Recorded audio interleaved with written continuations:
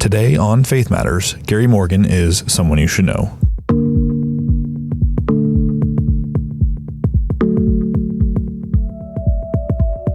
I'm Seth Weber, and you're listening to Faith Matters, a podcast designed to help you think biblically in matters of the Christian faith and update you on matters of Faith Bible Church.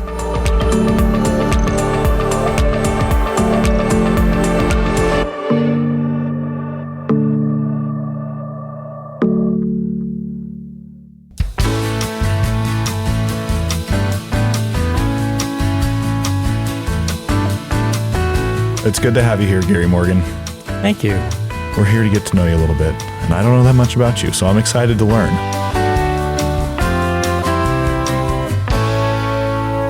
Tell us, where did you grow up? Where were you born? I was born and raised in Portland, Oregon. Do you have any fun memories from growing up in that area? Well, one memory is always trying to escape the rain somehow. I know there is in Seattle. I wasn't sure if Portland was the same. Yeah, Portland's the same. Okay. But yeah, good childhood memories. And did you grow up with brothers and sisters? I'm the eldest of four. Okay. So I have a brother 4 years younger, and then there's two sisters who are way down 10 and a half and 12 years younger. Okay.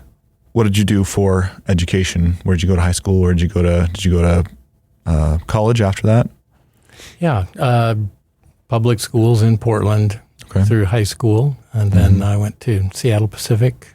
When it was still college instead of university. Yeah. What did you study at SPC, I guess, at the time? SPC, yeah. Well, God's hand was in that because growing up, just because of family interest, my father and my grandfather were both in the medical supply field. Okay. And always wanted me to be a doctor, and so I was going to be a doctor, and I started out in pre-med and eventually discovered I had no aptitude for many of the courses that were required to get into medical school. Okay. While I had ignored the aptitudes that God had given me. So I had a late in college change of major and ended up graduating with a bachelor's degree in history. Okay. Which I still enjoy as a hobby to this day. Yeah. So how did you come to know Jesus?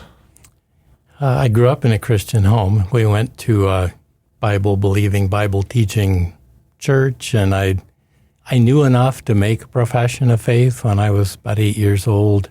Okay. When I look back now, it's like my understanding was so minimal that I sometimes wonder, well, at what point was I really a Christian? Because your knowledge and understanding of Scripture and your walk with the Lord just continues to grow and sometimes has setbacks.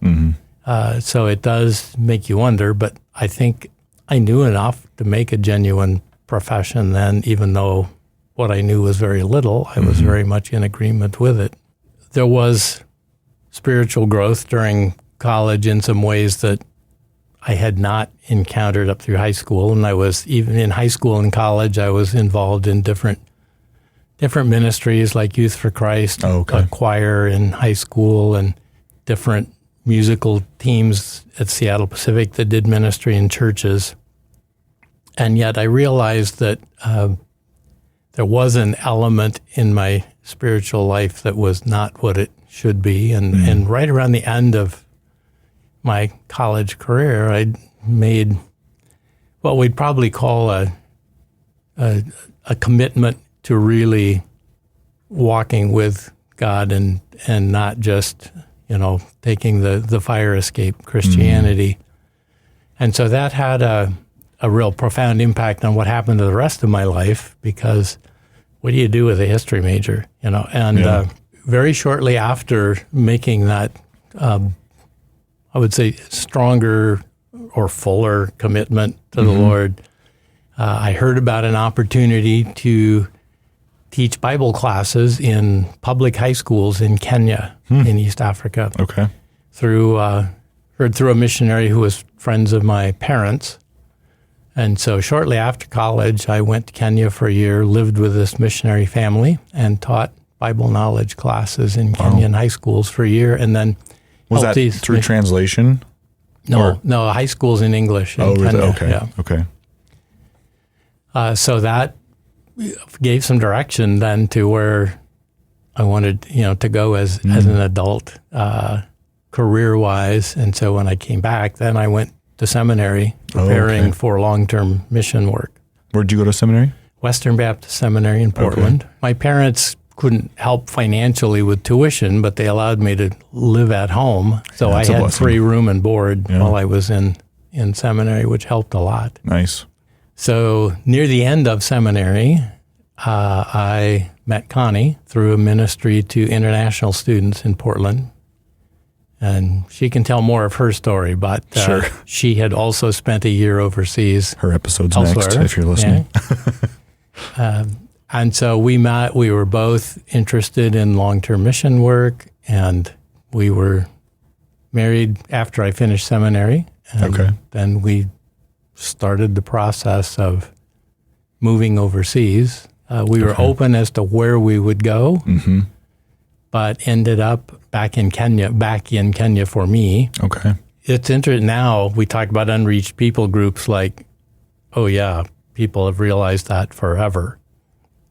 But in terms of modern mission, 20th century and now 21st century missions, it was an idea that had kind of gotten lost for a long time and only really came into prominence again in the 1970s. And then in the late 70s, I was in seminary and this was being taught. Okay. And so the mission agency that we wanted to go with was trying to recruit a team to work with an unreached Muslim people group on the coast of Kenya, and that kind of drew us in that direction. Okay. I'm sure there's a lot in that time in Kenya that could be talked about, but do you have any amazing things that you saw God do that you can share a story? Yeah, there are many. One that still stands out, a man from this tribe who came to faith in Christ, and I was discipling him, and his hunger for the Lord was incredible. Every time he got off work, he'd show up at my door saying, "Can we have another Bible study?"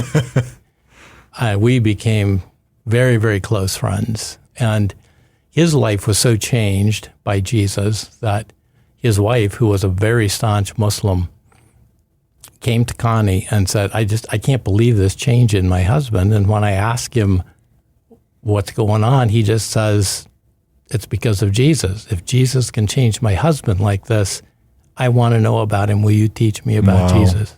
Amazing. You spent many years on the mission field. How did you then end up here at Faith Bible Church? Well, there's something else in between. Okay. Tell us the in-between. I had a two-career life. Okay. Total of 18 years with the mission, and together with Connie, 16 of those back in Kenya. We were at a transition point, really looking at some ministry options, assuming we would stay with the mission agency but redeploy somewhere. And doors just weren't opening. Okay. And then I got an email from a professor at a Christian college in Minnesota saying, we have this opening and somebody in your mission gave us your name. Would you be interested in applying? And I said, no. And he said, okay, send us a resume anyway. Something might change years down the road. So I sent it in, and after a while, he emails back and says, your resume looks like you photocopied the profile of the person we're looking for. Would you reconsider? Okay. And with some reluctance, I went through the process, and they ended up hiring me to teach missions, intercultural studies, and we spent 17 years in Minnesota. Wow, okay. So then I took an early retirement. We needed to move to Spokane for family reasons. Okay. And so I was able to, I was mid-60s, so it wasn't super early retirement, but retired from what is now University of Northwestern St. Paul. Okay. Retired from there, moved to Spokane, started looking for a church, found some that, were good. There are a lot of good churches in Spokane, it's like, but just wasn't quite, not fully what we're looking for. And then I was back in Minneapolis for a board meeting. I was on the board of a seminary there. Okay. And at our former church in Minneapolis, I was there on a Sunday. Woman handing out worship folders at the door. Hi, Gary, how's it going in Spokane? Hey, by the way, I got a phone call from a pastor in Spokane last week asking about our refugee ministry. Huh. She says, I don't remember the name, but I'll look it up and email you. Okay. And she actually remembered and followed through. It was Jared Gilcher. Okay. And Faith Bible Church, which we had not run across in our search. So, we looked at the website. It's like, okay, looks solid. Let's go check it out. And found out if you don't know Spokane well, it's not easy to get here. We drove around in circles around Garland. Kind of tucked in here, yeah. Tucked in down here. But we arrived, and I think our first Sunday here, 3 people invited us to their growth groups. Nice. And we started the new members class and then started a bunch of ministries of your own since. And then, so we've been here almost 9 years now. Nice. Do you and Connie have children? We have one daughter. Okay. A miracle child that 3 doctors had told Connie she'd never have. Wow. Okay. She lives here in Spokane, she and her husband. Okay. And so we have 2 grandchildren, 7 and 5. Wonderful. Okay. Tell me a little bit about how you've been involved in ministry here at Faith since you've been here over the past 9 years. Yeah, well, I've been on the global outreach team and trying to help there with enlarging our focus on unreached people groups and putting together some short-term mission trips that engage with engage with unreached people groups. And also on Pastor Dan's preaching prep team. Mm-hmm. And we help out with the refugee ministry, kind of try to assist and encourage Mike Sawatsky in that. So we were involved in starting the ESL classes way back, you know, which lasted until COVID, and then hosting the refugee dinners here once a month, and also doing stuff through World Relief. I help them occasionally with refugee simulations, where groups come to me and I spend 15 minutes teaching them Swahili using no English. Wow. That's amazing. What has God been teaching you lately? That I need to not slack off, let's put it that way, or not take for granted my walk with the Lord, but that it requires constant vigilance. How can we as a church be praying for you right now? Main thing would be that I would maintain that vigilance. Okay.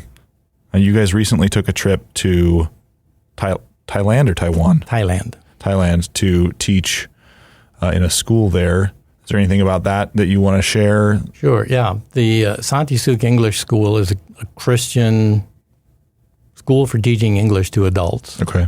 There's a huge need in Thailand for people to learn English. For tourism is huge in Thailand, so people need English there.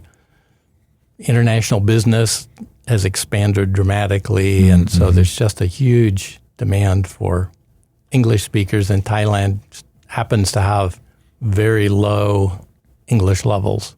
Okay.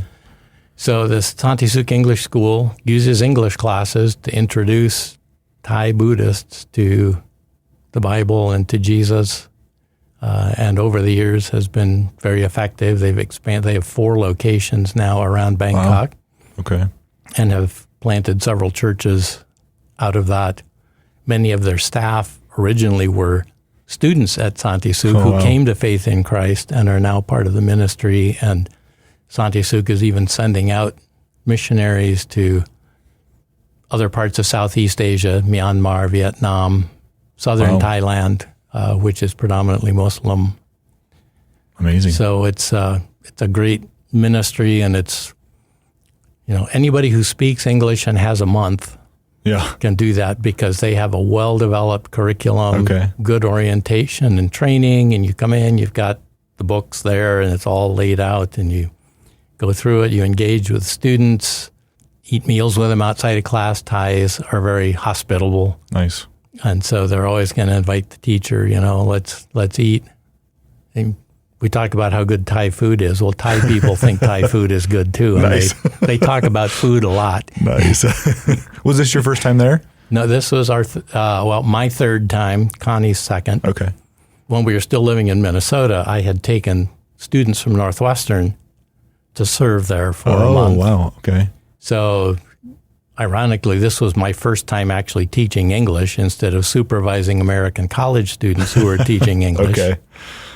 Well, that's awesome. Yeah. What an opportunity. And we just saw, again, how the Lord has worked through that. Some of the essays from my students, just talking about learning about Jesus for the first time and, having known nothing about him before reading these Bible stories in the English lessons and discussing them. And two of my students started coming to church services and small group and some other activities that school does. Wow. So that was very encouraging. That's really cool.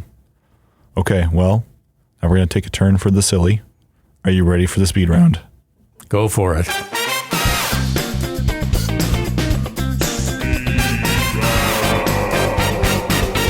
Cats or dogs? I'm allergic to cats. Do you have any pets? Not currently. We used to have a dog. Pineapple on pizza?